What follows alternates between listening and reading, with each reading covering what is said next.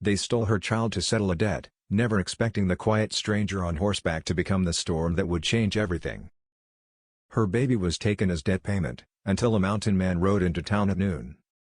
Every mother in the dusty town of Briar Creek knew the sheriff's whistle meant trouble, but for Mara, it meant the end of her world. "Your husband owed money," the sheriff barked, not a sliver of pity in his voice. He ran. "Someone has to pay." Before she could scream, before she could fall to her knees, they tore her baby boy from her arms. The child's tiny hands reached for her, crying "Mama," until the wagon door slammed shut. The town watched. No one spoke. No one helped.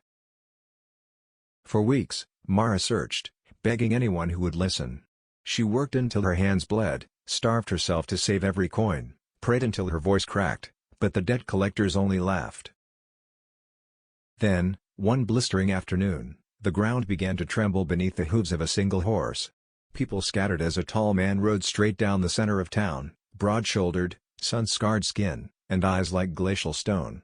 He stopped his black horse in front of the sheriff's office, dismounted slowly, and removed his hat. "I'm looking for Mara Hale," he said, voice deep as thunder. The crowd parted.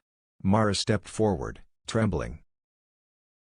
He looked at her gently, then turned to the sheriff, his tone turning cold enough to cut steel. "You took a child that wasn't yours," he said. "You'll return him. Now." The sheriff scoffed.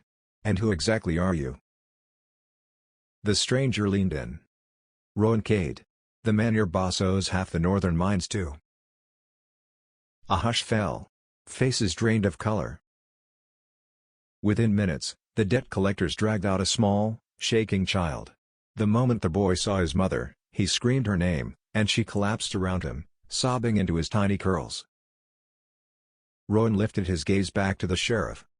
"Touch them again," he said softly, "and there won't be enough ground in this town to bury what's left of you."